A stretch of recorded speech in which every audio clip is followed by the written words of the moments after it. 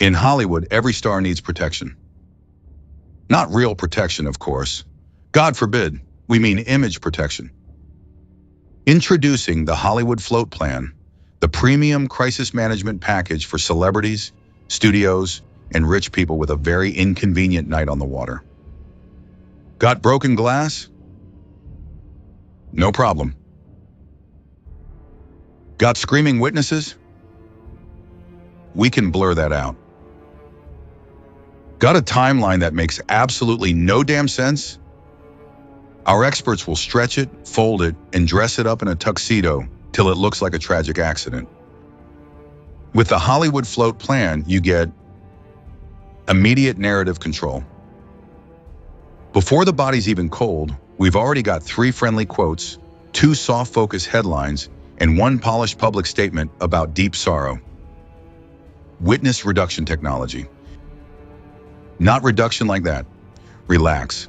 We just make everybody sound confused, emotional, unreliable, or drunk. Real classy stuff. Studio-grade reputation shielding. Why investigate when you can protect the brand? If there's a movie in production, a television career on the line, or a beloved leading man involved, we go to work like greased lightning. Luxury blame transfer. Bruises, tragic confusion. Delays, miscommunication. Questions, conspiracy theories. Dead woman? Sad, unfortunate, very complicated. And for a limited time, upgrade to the Gilded Silence Platinum package, featuring a friendly press corps, selective memory,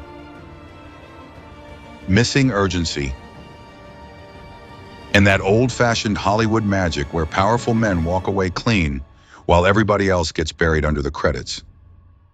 So remember, when the night goes wrong, don't reach for the truth.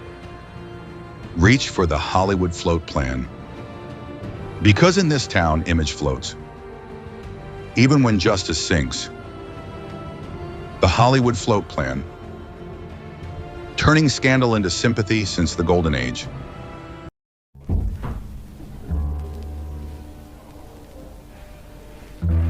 Mr. Shelby, I'm pleased that you decided to come to me to supply the great city of Birmingham with opium.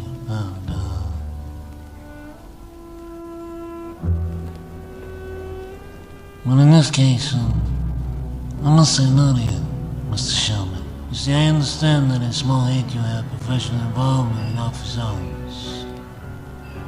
But this is very unfortunate for you, since office hours has tricked me many times in the past. And to be tricked again will be horrible for me. For which you will be held responsible, you understand that? And what if someone else handled it? Like his fucking brother Arthur.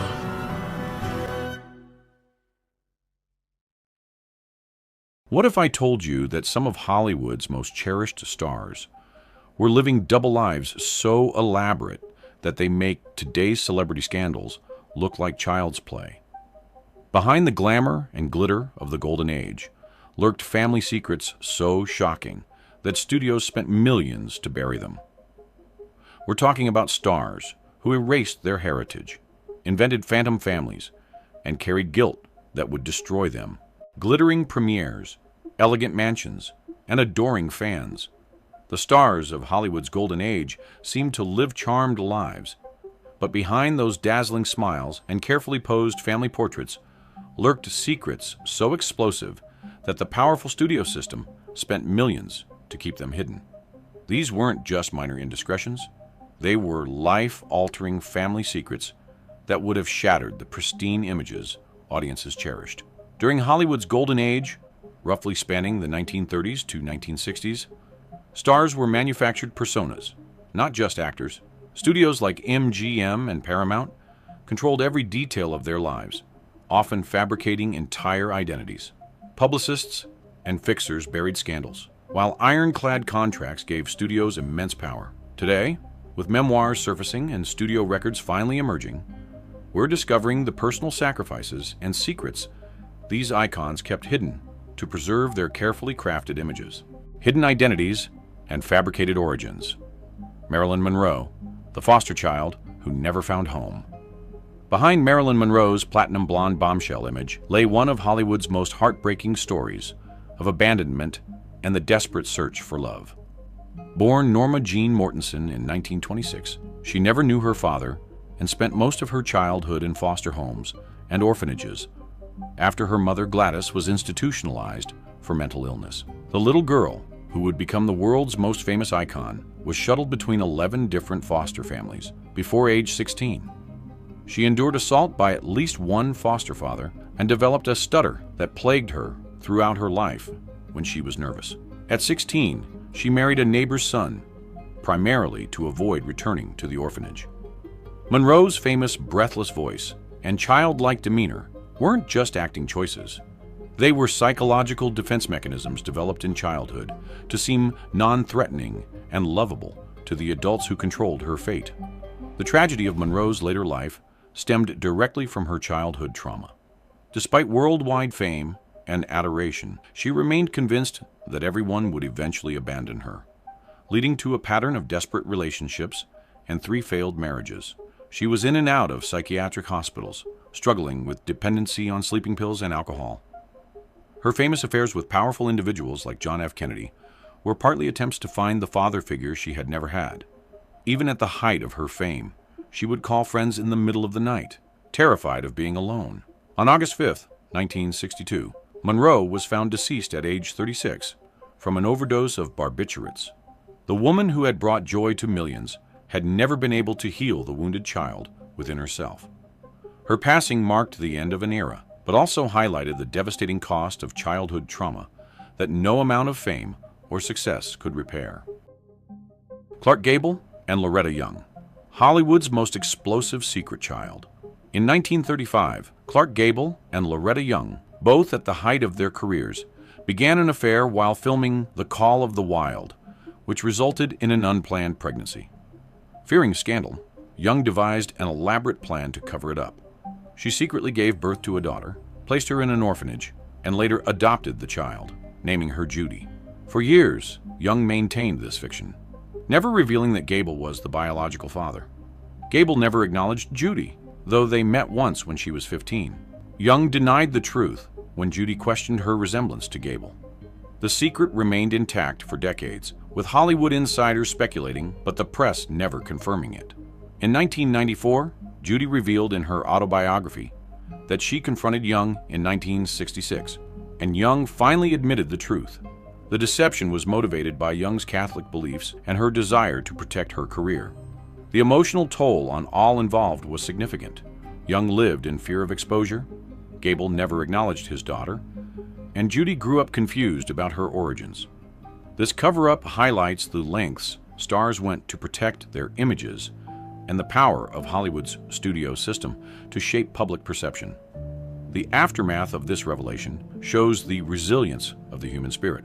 Despite growing up without knowing her true parentage, Judy Lewis became a successful actress and producer in her own right. She went on to champion causes related to adoption and family rights, turning her painful experience into advocacy for others.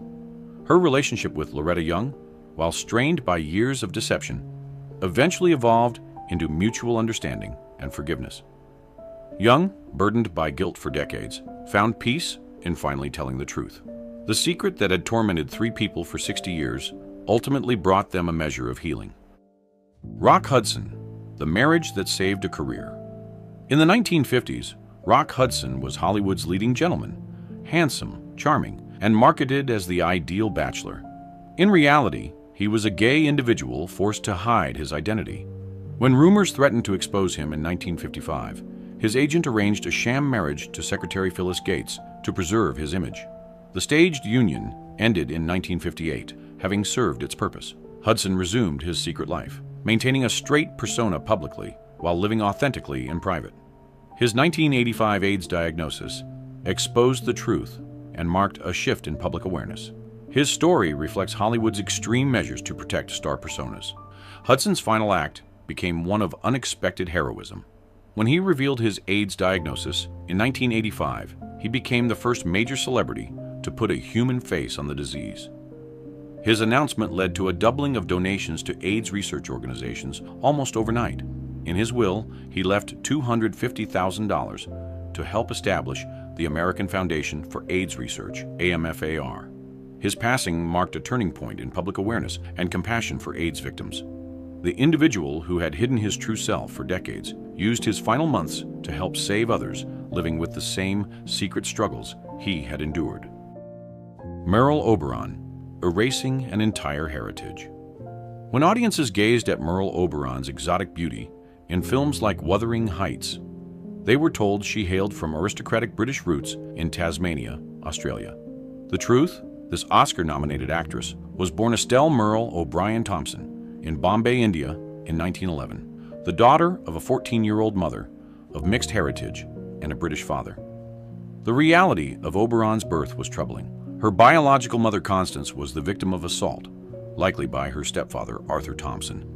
To shield the young girl from this horrific truth, Merle was raised believing her grandmother Charlotte was her mother, and her actual mother, Constance, was her older sister. When Merle became a star, the studio created an entirely fictitious background, claiming she was from Tasmania, a location chosen specifically because its records had been destroyed in a fire, making verification impossible. She maintained this fiction throughout her life, even refusing to visit Australia until late in her career when she feared exposure.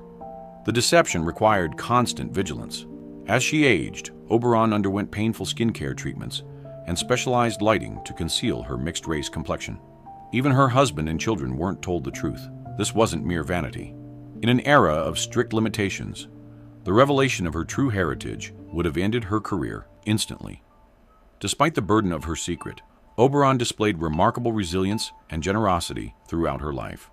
She quietly donated substantial sums to various charities, particularly those helping children in need. Close friends recalled her as intensely vulnerable beneath her polished exterior, often breaking down in private about the loneliness of never being able to share her true identity. Even her closest relationships were haunted by the fear that intimacy might lead to discovery. She lived in constant terror that someone from her past in India might recognize her and expose the truth. Rita Hayworth, the Latina star's painful transformation. The woman who became the definitive American love goddess began life as Margarita Carmen Cancino, daughter of Spanish dancer Eduardo Cancino. Studio heads saw potential in the talented dancer, but considered her too exotic for mainstream appeal. The solution? A complete identity transformation. Columbia Pictures executive Harry Cohn oversaw her reinvention. Her naturally dark hair was dyed auburn, her hairline painfully altered through electrolysis to appear less Latin, and her name changed to Rita Hayworth.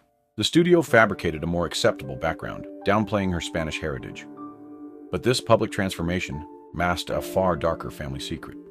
Behind Rita's glamorous image lay a childhood of trauma. Her father, Eduardo, had forced her to perform as his dance partner from age 12, touring casinos and frontier towns. During these tours, Rita endured assault at the hands of her own father, a devastating secret she revealed to her second husband, Orson Welles. While audiences were enchanted by the sensual confidence Hayworth displayed in films like Gilda, she privately struggled with crippling insecurity and a pattern of destructive relationships. "They go to bed with Gilda and wake up with me," she once lamented. Despite becoming one of Hollywood's most iconic stars, Hayworth struggled to escape the trauma of her hidden childhood and the erasure of her cultural identity. The cruel irony of Hayworth's later life added another layer of tragedy to her story. In her 40s, she began showing symptoms of what was initially dismissed as alcoholism and erratic behavior. In reality, she was developing early-onset Alzheimer's disease, which would steal her memories, including the painful ones she had carried for so long. Orson Welles, who truly understood her pain, remained one of the few people who saw past her manufactured image to the wounded child beneath. Even in her final years, as the disease progressed, she would sometimes revert to speaking Spanish, as if her true identity was finally breaking through the carefully constructed facade. Jack Nicholson, when your sister is actually your mother.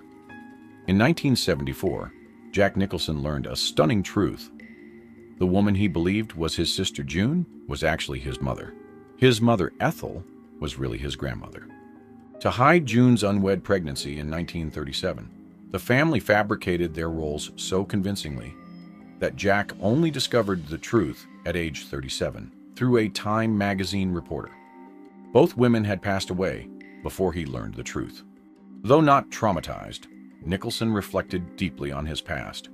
His story highlights the intense stigma around unwed motherhood in mid-century America, where families often restructured reality to protect reputation, an experience shared by many during that time. Despite his reputation as Hollywood's ultimate bachelor, Nicholson proved to be a devoted father to his 6 children from various relationships. Friends describe him as surprisingly tender and involved with his kids, perhaps compensating for the family dysfunction he experienced. In his later years, as his health declined, these same children rallied around him with remarkable devotion. His daughter, Lorraine, became particularly protective, managing his care as he dealt with memory issues. The individual who grew up believing his mother was his sister created a different kind of unconventional but loving family structure for his own children. Double lives and fabricated personas. Raymond Burr, the phantom family he created. As the star of television's immensely popular Perry Mason series, Raymond Burr projected an image of integrity and moral fortitude. Off-screen, however, Burr lived a life of elaborate fiction. Not because he was dishonest by nature, but because the truth about his personal life would have destroyed his career in the discriminatory 1950s and 1960s. Burr, who was a gay man, invented a tragic backstory to explain his unmarried status. He claimed to have been married to a woman named Annette Sutherland, who supposedly perished in a plane crash during World War II. He further embellished this fiction by saying they had a son who passed away from leukemia as a child. Neither this wife nor this son ever existed. They were complete fabrications created to deflect questions about his bachelor status. The extent of Burr's fictional biography is remarkable. He provided detailed accounts of his marriage in interviews, complete with dates and poignant anecdotes.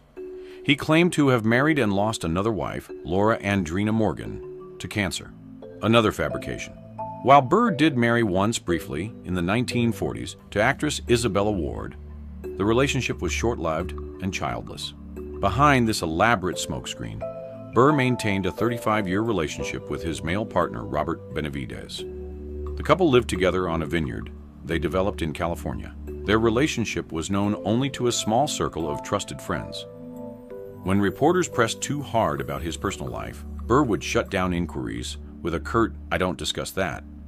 The individual who invented children he never had became a devoted benefactor to real children throughout his life. Burr was incredibly generous with his considerable earnings, quietly supporting dozens of foster children, disabled kids, and young people struggling to pay for college.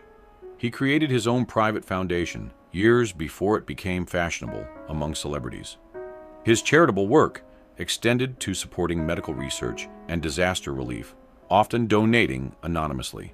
Perhaps most touchingly, Burr sponsored several orphans through international agencies, children he would never meet, but whose educations he funded completely. His fabricated deceased son became, in a way, dozens of living children, whose lives he transformed through his generosity.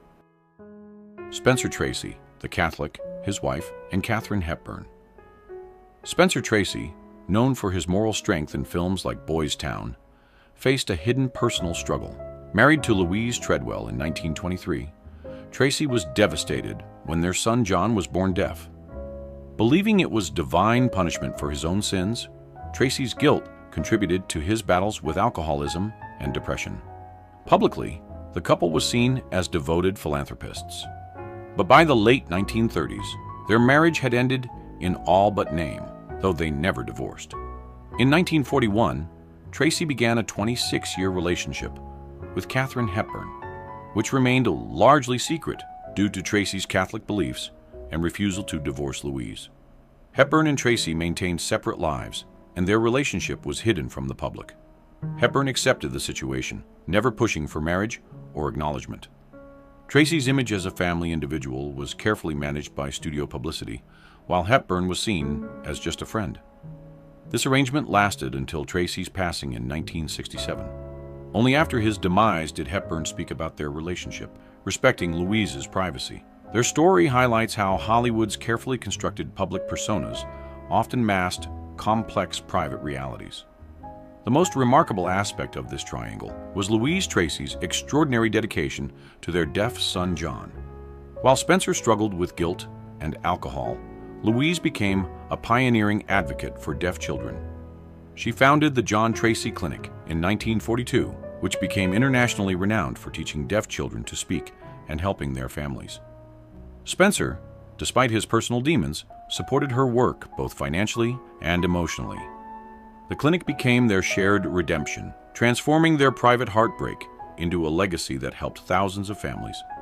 Even Hepburn respected Louise's work, occasionally making anonymous donations to the clinic.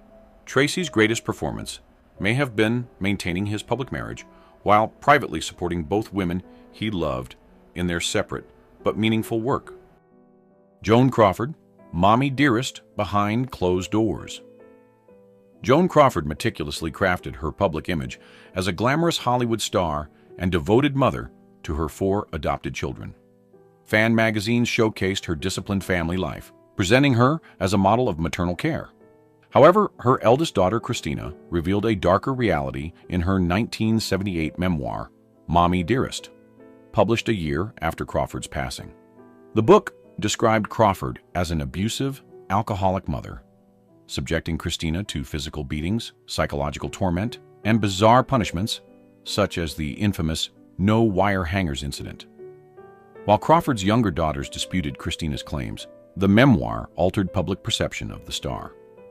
Additionally, it was later revealed that Crawford's youngest children may have been adopted through Georgia Tann, a notorious baby broker involved in the exploitation of children through adoption networks. Though Crawford likely wasn't aware of Tann's criminal activities, this aspect further complicated her maternal legacy. Crawford's carefully crafted image of a loving, disciplined mother starkly contrasted with the abuse described in Christina's book. Mommy Dearest remains a stark reminder of how even the most curated Hollywood personas can be shattered when those behind the facade reveal the truth. What the public never saw was Crawford's extraordinary work ethic and professionalism. Even her harshest critics acknowledged her complete dedication to her craft. She was notorious for arriving on set hours early, knowing every line of dialogue perfectly, and helping fellow actors with their performances. Her perfectionism, while it may have made her a difficult mother, translated into an unmatched professional standard. She personally answered hundreds of fan letters each week, and was known for her kindness to crew members and extras. Crawford often paid for struggling actors' medical bills and helped young women find work in Hollywood. Her tragic flaw seemed to be her inability to separate her driven professional persona from her role as a mother. Hidden children and family scandals. Bing Crosby, America's crooner, and the children who feared him. To the public, Bing Crosby was the perfect family individual. Warm, charming, and beloved for roles like the priest in Going My Way. But his son Gary's 1983 memoir, Going My Own Way, revealed a darker truth. Crosby was allegedly a harsh, emotionally distant father who beat his sons and enforced strict rules, including weekly weigh-ins. 2 brothers, Philip and Dennis, confirmed parts of Gary's account, while a third, Lindsay, later took his own life. Crosby's second family denied the claims, painting a conflicting picture. The contrast between his public image and private life highlighted Hollywood's power to fabricate idealized personas that masked painful family realities. The tragedy of Crosby's story becomes more complex when considering his second family. With his much younger wife, Katharine Grant, whom he married in 1957, Crosby became a different father to their 3 children, Harry, Mary, and Nathaniel. These children described a warm, involved, and loving parent, completely contradicting their half-brother's experiences. Crosby seemed to learn from his earlier failures, becoming actively involved in his younger children's lives, attending school events, and showing the affection he had withheld from his first family. This transformation suggests an individual capable of change, which makes the suffering of his first 4 sons all the more poignant. Judy Garland, the father she couldn't mention. Judy Garland, beloved for her role as Dorothy in The Wizard of Oz, had a childhood marked by a dark family secret. Born Frances Ethel Gumm in 1922, Judy's family left their hometown in Minnesota under mysterious circumstances when she was 4. The reason was her father, Frank Gumm, was reportedly a gay man in an era when such orientations were socially unacceptable. Frank had inappropriate encounters with young individuals, and when rumors surfaced, the family moved to California to escape scandal.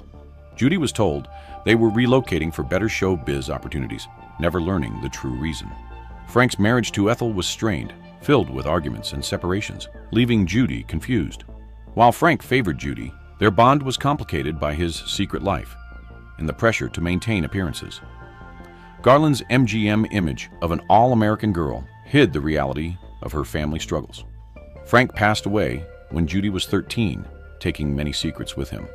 The full story of his double life remained hidden until after Judy's passing. Judy's early experience with family secrets shaped her own life as she continued to present a cheerful exterior while privately battling pain and insecurity. The loss of her father at such a young age, combined with the family secrets and instability, helps explain Garland's lifelong search for love and security. Despite her later struggles with addiction and failed marriages, those closest to her described a woman of extraordinary generosity and loyalty. She was known for taking in strays, both human and animal, and was particularly kind to other performers struggling with their careers. Her daughter, Liza Minnelli, often spoke of Judy's ability to find joy in small moments, singing lullabies and creating magical experiences even during their most difficult times. The vulnerability that made her such a compelling performer also made her beloved by friends who saw past the public troubles to the wounded but loving person beneath. Patty Duke, the son with 3 possible fathers. Academy Award-winning actress Patty Duke found herself in a predicament in 1970 that would remain one of Hollywood's more convoluted paternity secrets for decades.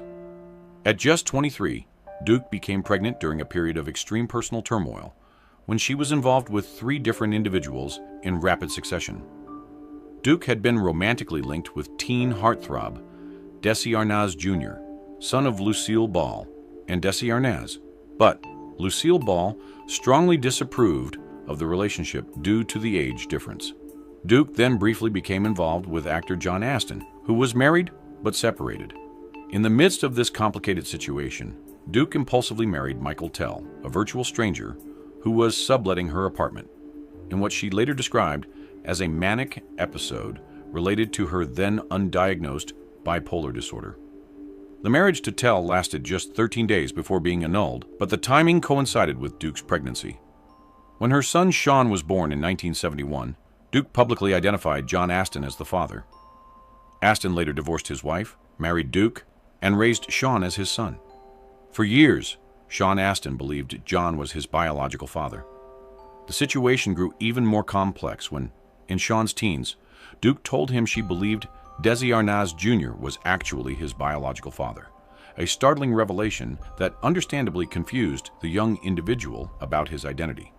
Later, DNA testing revealed that Michael Tell was indeed Sean's biological father, providing final resolution to the decades-long mystery. The emotional toll of this uncertainty profoundly affected the entire family. Sean Astin, who would later become famous for his roles in The Goonies and The Lord of the Rings, grew up with a deep sense of identity confusion that influenced his choice to become an actor, a profession where he could explore different personas. Despite the paternity confusion, John Astin proved to be a loving and devoted father, creating stability in Sean's chaotic early life. Duke's bipolar disorder, undiagnosed for years, explained much of her erratic behavior during this period. She later became an advocate for mental health awareness, using her own struggles to help others. The family ultimately found peace when Sean declared that regardless of biology, John Astin would always be his real father, a testament to the power of love over genetics. Duke's courage in speaking openly about mental illness helped destigmatize bipolar disorder and showed that even Oscar winners could struggle with psychological challenges. Jerry Lewis, the daughter he never acknowledged. For years, Jerry Lewis was the face of the Muscular Dystrophy Association, raising millions for Jerry's kids. However, Susan Minaret, claimed to be Lewis's daughter from a brief affair in the 1950s. According to Minaret, her mother, Lynn Dixon, had a 3-year affair with Lewis, resulting in her birth in 1952.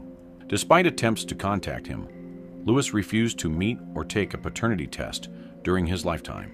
DNA testing in 2009 showed an 88.7% likelihood that Lewis was Minaret's biological father. Additionally, Lewis's will excluded his 6 sons from his first marriage, reflecting a troubling contrast between his public and private life.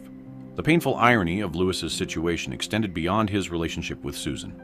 While he spent decades raising money for Jerry's kids, children with muscular dystrophy, his alleged biological daughter lived in poverty and suffered from Crohn's disease. Minaret struggled financially while Lewis amassed considerable wealth, creating a stark contrast between his public compassion for sick children and his private rejection of his own possibly sick child. Yet Lewis's charitable work was genuine. He did transform the lives of countless families affected by muscular dystrophy. His telethons raised over $2 billion for research and support. The contradiction between his public generosity and private coldness toward his own family remains one of Hollywood's most troubling paradoxes. Gene Tierney, tragedy from a fan's thoughtless act. Gene Tierney, famous for roles in Laura and Heaven Can Wait, concealed a tragic family secret. In 1943, while pregnant, Tierney contracted rubella after a fan who broke quarantine to meet her unknowingly infected her.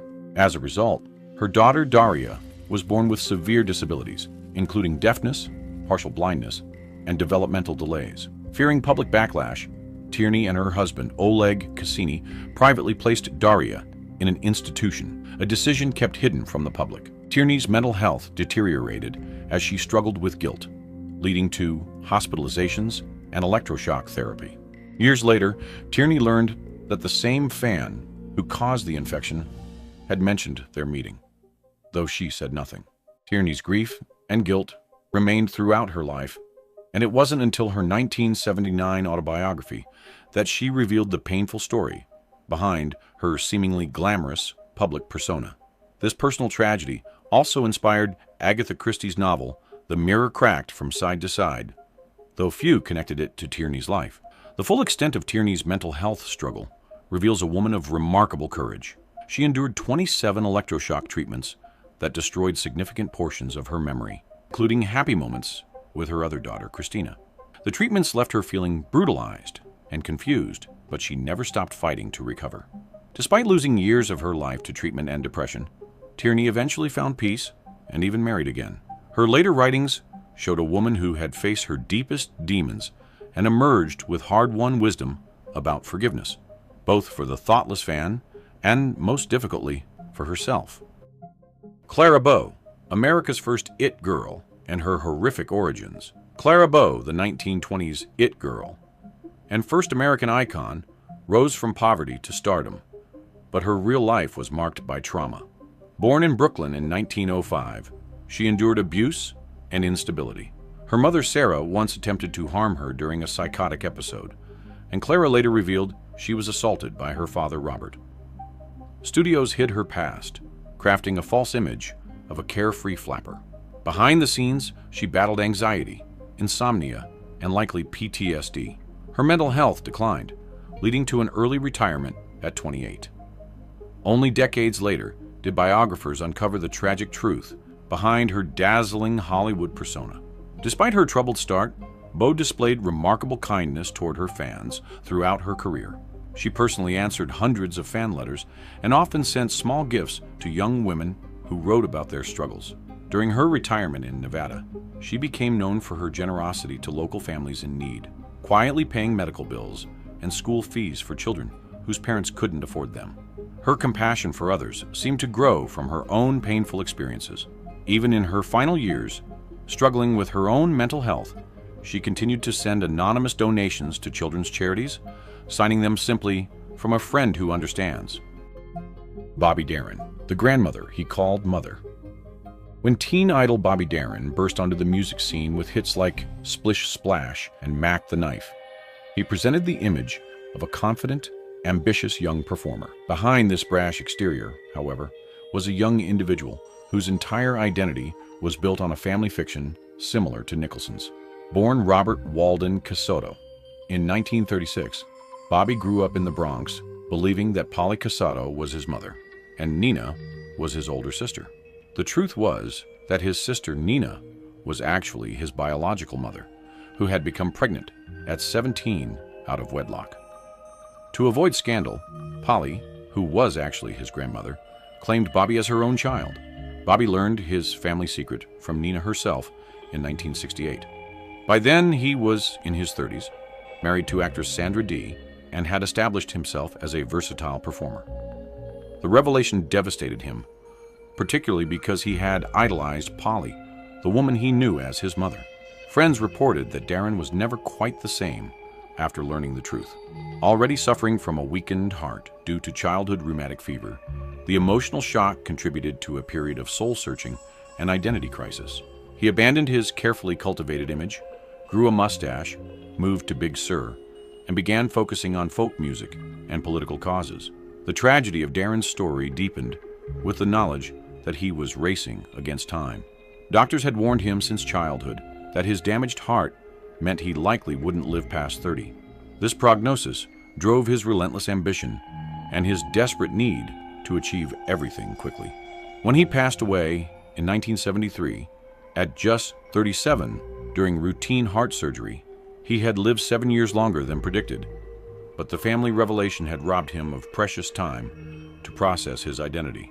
His final years were marked by a poignant attempt to reconnect with his roots, spending time with Nina and trying to understand the woman who had sacrificed her identity as his mother to protect his future. Lon Chaney Sr., the silent film master, shaped by silent parents, known as the individual of 1,000 faces, Lon Chaney became famous for his extraordinary ability to transform himself through makeup and physical contortion in silent film classics like The Phantom of the Opera and The Hunchback of Notre Dame. What audiences didn't know was that Chaney's remarkable talent for nonverbal expression had its roots in his childhood. Both his parents were deaf. Born in 1883 to Frank and Emma Chaney, young Lon grew up in a household where sign language was the primary means of communication. His parents' deafness was not something Chaney discussed publicly. In the early 1900s, disabilities were often viewed with ignorance and pity, and Chaney fiercely protected his parents from potential mockery or exploitation. This family circumstance profoundly shaped Chaney's artistic development. From childhood, he became extraordinarily skilled at pantomime and facial expression, abilities that would later make him one of cinema's most versatile actors during the silent era. His unique understanding of how to communicate emotion without words gave him an unparalleled advantage. Chaney's first marriage revealed how deeply private he was about his family background.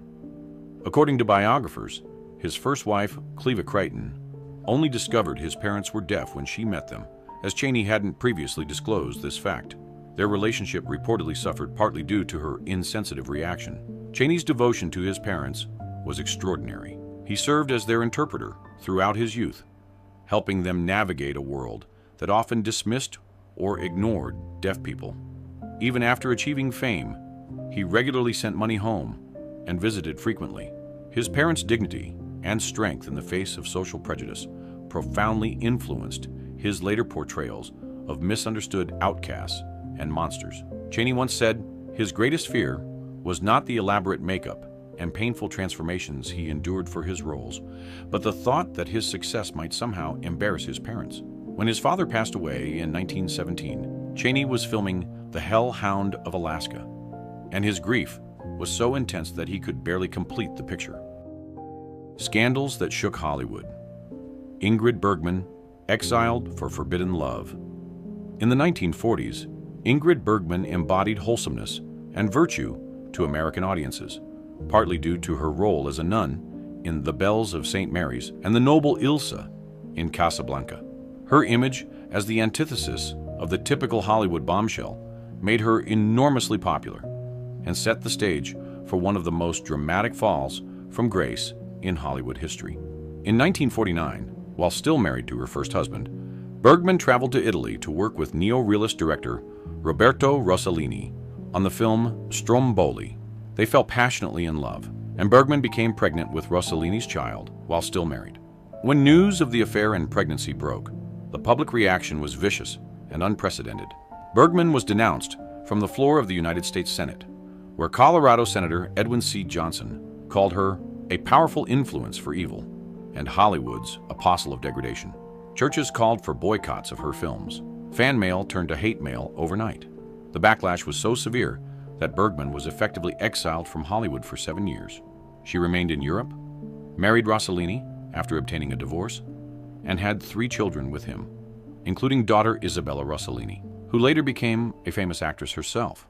The punishment far exceeded the crime by modern standards, but it reflected the moral expectations placed on female stars in that era, especially those like Bergman, who had been marketed as symbols of virtue.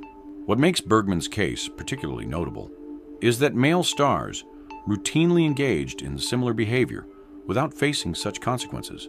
Bergman's eventual return to Hollywood in 1956 with Anastasia, for which she won her second Oscar, represented a form of public forgiveness.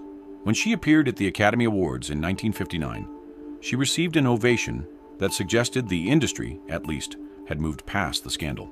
Bergman's exile, while professionally devastating, became a period of unexpected personal growth and artistic freedom. In Italy, she created some of her most acclaimed work with Rossellini and other European directors, exploring complex characters that Hollywood would never have offered her. Her children with Rossellini, particularly Isabella, remember a mother who was liberated from the constraints of American morality and able to express herself more authentically. The woman who was condemned for following her heart ultimately found greater artistic fulfillment and personal happiness than she had ever known in Hollywood. Her courage to choose love over career became an inspiration to future generations of women seeking to define themselves beyond societal expectations. Charlie Chaplin, the comedy genius and his underage brides. Charlie Chaplin created the beloved little tramp character that made audiences worldwide laugh and cry. Off-screen, however, the comedy genius harbored disturbing secrets regarding his relationships with very young women, patterns that the studios worked diligently to downplay.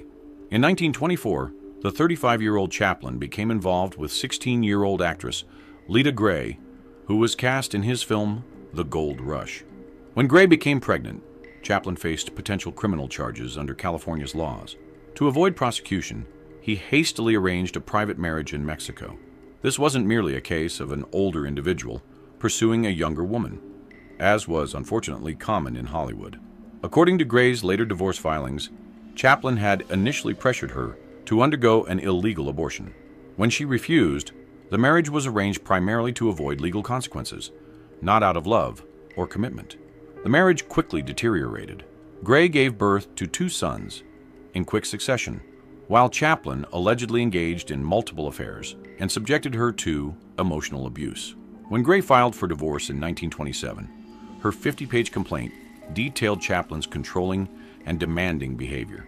Throughout these scandals, studio publicity attempted to minimize the age differences and present Chaplin's marriages as romantic rather than potentially exploitative.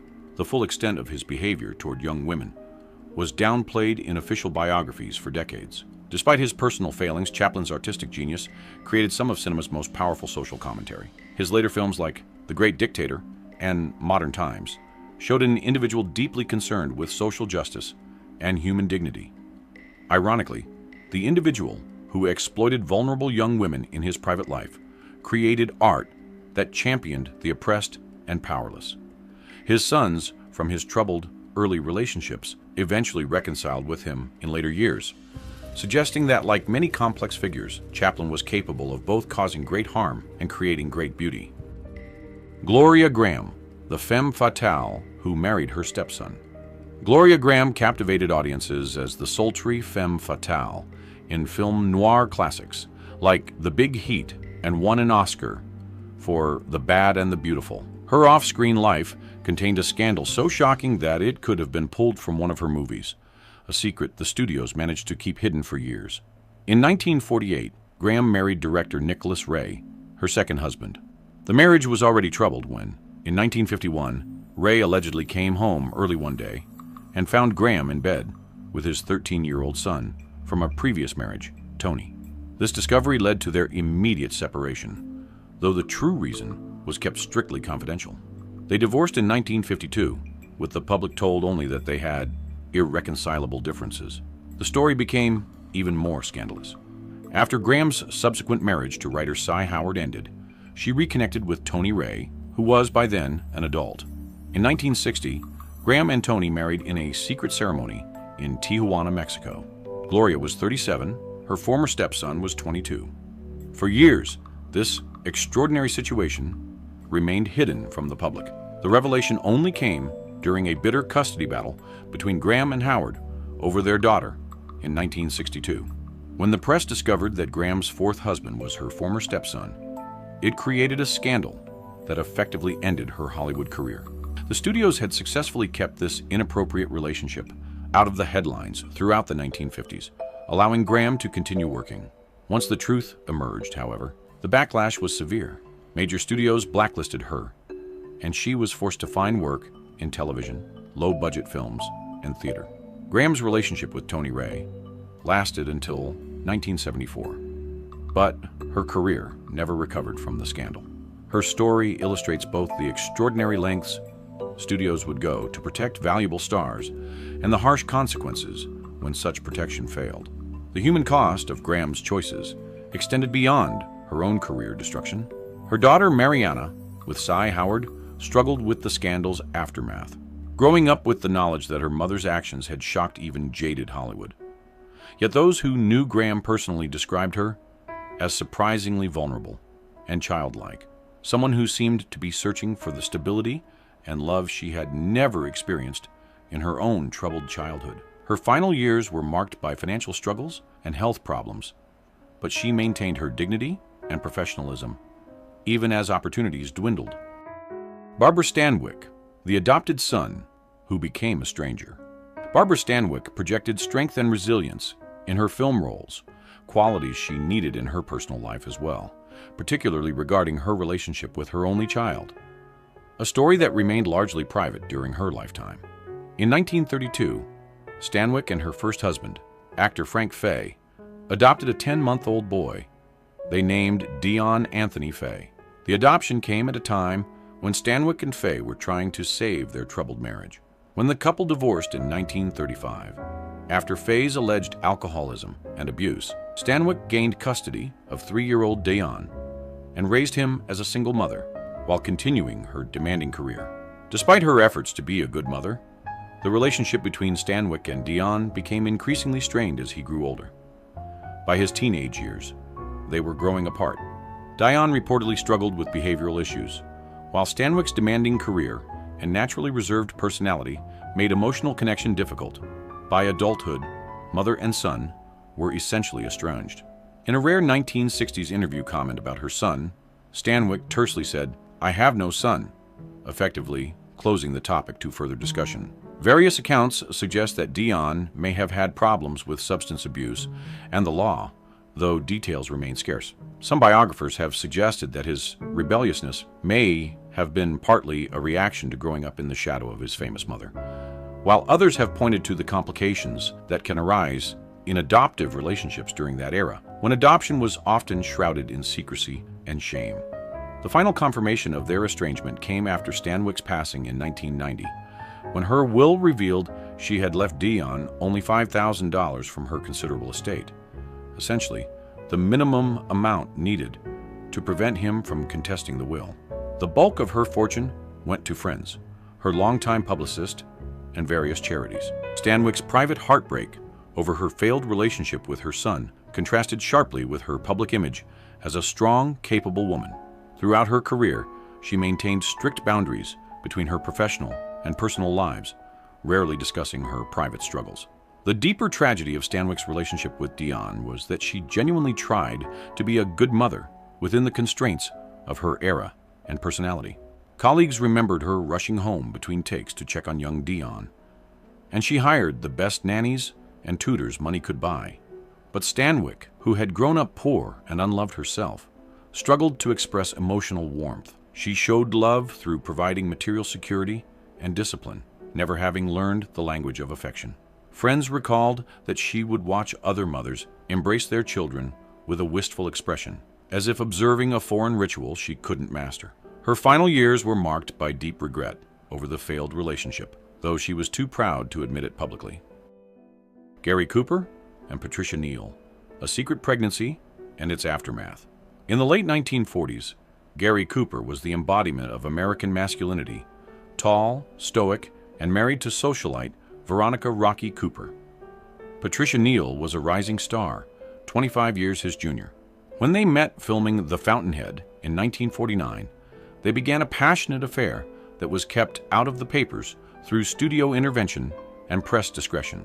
The affair continued for several years, with Cooper torn between his marriage and his feelings for Neal. In 1950, the situation grew more complicated when Neal became pregnant with Cooper's child. A pregnancy out of wedlock in 1950s, Hollywood could have ended Neal's career, while revealing Cooper's infidelity would have shattered his wholesome image. Under pressure from Cooper and facing the reality of her situation, Neal made the difficult decision to have an abortion, illegal and dangerous at that time. Cooper arranged the procedure, which Neal later described as the saddest thing that ever happened to me and her greatest regret. The emotional aftermath was devastating. Neal suffered from depression following the abortion, while Cooper, a Catholic, was tormented by guilt. Cooper's wife, Rocky, discovered the affair and confronted Neal, allegedly threatening to ruin her career if the relationship continued. Eventually, Cooper ended the relationship and recommitted to his marriage, even undergoing a religious recommitment to Catholicism. Neal, heartbroken, left Hollywood temporarily for Broadway, trying to escape the painful memories.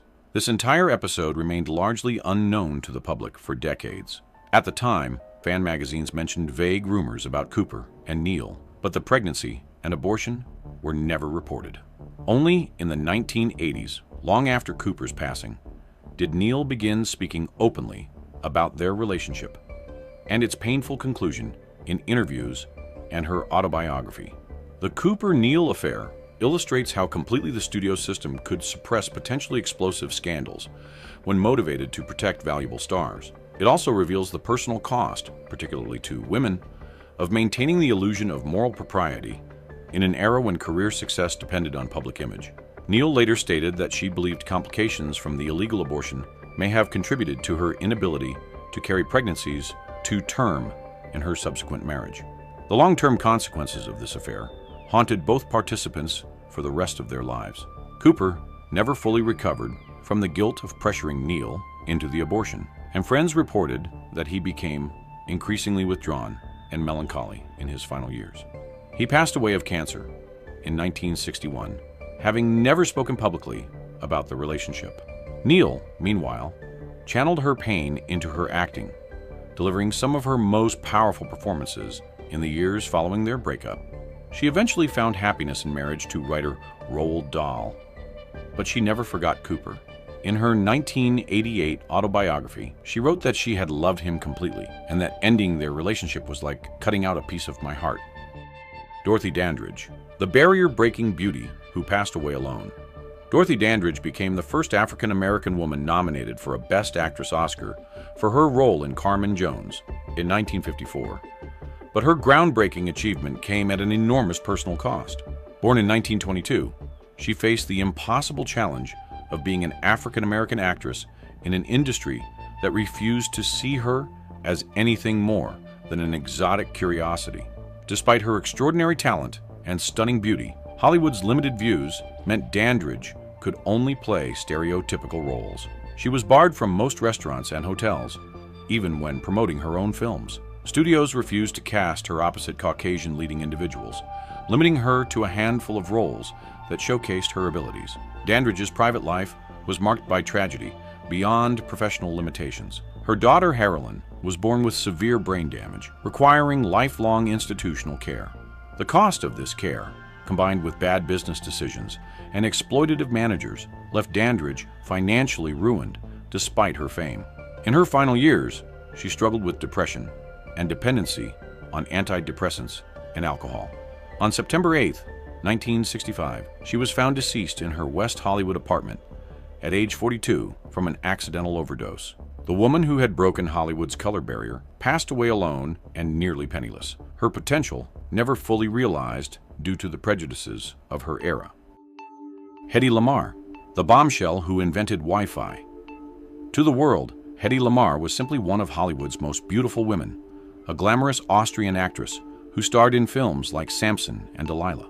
But behind her stunning facade lay one of the most brilliant scientific minds of the 20th century, a secret that wouldn't be fully appreciated until decades after her passing. Born Hedwig Kastler in Vienna in 1914, she had escaped an oppressive marriage to arms dealer Fritz Mandl by disguising herself as a maid and fleeing to America. Her husband's dinner parties, attended by Nazi officials and weapons manufacturers, had inadvertently given her insight into military technology and communications systems. During World War II, while working as an actress by day, Lamarr spent her evenings inventing. Working with composer George Antheil, she developed a frequency hopping system designed to prevent the jamming of torpedo guidance systems.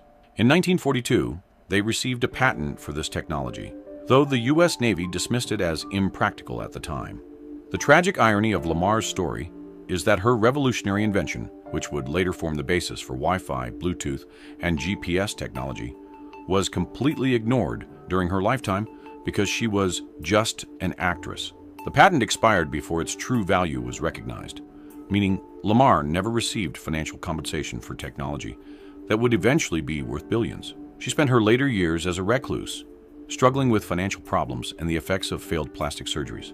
Only in her 80s did the technology industry finally acknowledge her contributions, but by then, she was too frail to fully enjoy the recognition. The woman dismissed as a pretty face had actually laid the groundwork for the digital age but passed away in 2000, knowing that her greatest achievement had been overlooked for nearly 6 decades. These 24 stories represent just a fraction of the secrets hidden behind Hollywood's golden facade. For every scandal that eventually came to light, countless others likely remained buried in studio archives or went to the grave with those who kept them. The toll of maintaining these deceptions was enormous. Many of these beloved stars lived with constant anxiety about exposure. Some turned to alcohol or substances to cope with the strain of their double lives. Others suffered from depression and isolation, unable to share their true selves with the world. The psychological impact was perhaps most devastating for those who had to deny fundamental aspects of their identities, their heritage, their orientation, or even their own children.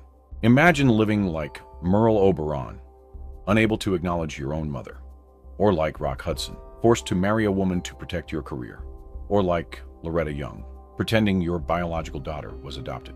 These weren't just celebrity secrets. They were profound human dilemmas. When we watch films from Hollywood's golden age now, we're seeing not just the performances these actors gave on screen, but the ones they maintained off-screen as well, often at tremendous personal cost. As these secrets have emerged over the decades, they've forced us to reevaluate our understanding of these iconic figures. Rather than diminishing their artistry, these revelations have added depth to our appreciation of their achievements. Many of these stars developed incredible resilience in the face of these challenges. They channeled their complex emotions into their performances, perhaps finding in their art the authentic expression they couldn't allow themselves in life. The pain and duality they experienced may have contributed to the depth and nuance of their work. We can look back at Hollywood's golden age with a more complete understanding of the human beings behind the carefully constructed images. The stars of Hollywood's golden age shine no less brightly for having been revealed as complex, flawed human beings. If anything, knowing the struggles behind the glamour makes their artistic achievements even more remarkable. As we've uncovered these 24 Darks family secrets, I hope you've gained a deeper appreciation for these legendary performers. Their films continue to captivate us, not despite their personal struggles, but perhaps partly because of how those experiences informed their art. If you've enjoyed this journey through Hollywood's hidden history, please hit that like button and subscribe for more explorations of classic cinema's untold stories. Leave a comment sharing which of these revelations prized you the most, or which golden age star you'd like to learn more about in future videos. These stories remind us that even our most beloved icons were beautifully, tragically human. Some boxes are filled with candy. This one is filled with reputation. Welcome to the Capo's Choice, TM, from Bambi's Sugar Syndicate. 3 handcrafted gourmet fudges. 3 unforgettable personalities. 1 legendary collection. First, Lopez. Rich Mexican dark chocolate. Warm cinnamon. Fresh espresso. Crunchy churro pieces. A whisper of chili that reminds you every great recipe has a little attitude. Then, Nuncio. Creamy cannoli-inspired fudge packed with roasted pistachios, crisp cannoli shells, and chocolate chips. The kind of dessert that makes you wonder why every Italian bakery doesn't stay open 24 hours a day. And finally, Tommy Stiggs. Bold espresso. Dark chocolate. Silky mascarpone. Roasted pistachios. Cannoli shell in every bite. Smooth enough for dessert. Strong enough to keep the conversation going long after the coffee's gone. Every piece is handcrafted. Every batch is made with premium ingredients. No shortcuts. No nonsense. Just old school flavor done right. Whether you're sharing it with family, bringing it to poker night, or hiding the box in the back of the fridge because everyone else already had their chance. We won't judge. Well, maybe a little. Because around here, good fudge disappears faster than free cannolis at an Italian wedding. The Capo's Choice. 3 legends. 3 recipes. 1 box you'll wish you ordered 2 of. Bambi's Sugar Syndicate. 1 bite. Your family.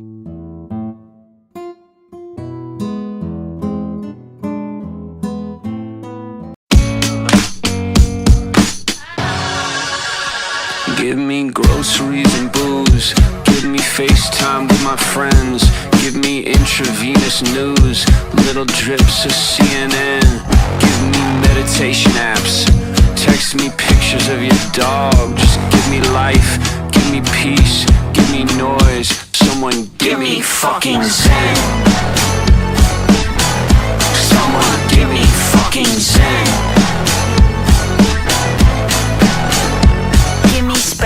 At least 6 feet. Dig my grave just as deep. I got sex on my mind all the time. Fuck, scrolling through the internet, time suck. I've been feeling flat like a pancake. I could use a hug or a handshake. I could use some drugs or a band-aid. Cooped up in a hole, I wanna lose all my control. I wanna just go on a rampage. Give me wisdom, give me teeth. Give me vision, let me see. Give me courage to confess. Every night I text my ex. Give me girls. Give me boys, give me life, give me peace, give me noise. Someone give me fucking zen. Someone give me fucking zen. Give me fucking zen. I need something to avoid all of my fears and paranoia. Give me, someone give me fucking zen. Yeah. Give me an appetite, give me hope for the afterlife, or a reason to look past tonight. Give me happiness when I found the fame. Give me music that doesn't all sound the same. Give me something that I could look forward to. Give me humans that I could get closer to. You look down at me, but the next thing you know, it's you with the rent overdue. Give me a little bit of piece of your peace of mind. Give me a piece of yours, you'll get the peace of mind. Give me something to do when there's nothing to do, but when I get it, shit'll probably just fuck it up too. Give me 2 steps to the left. Give me 1 step to the right. Give me 1 dance with the volume at 10. pretending someone, anyone, give me fucking zen. Someone give me fucking zen.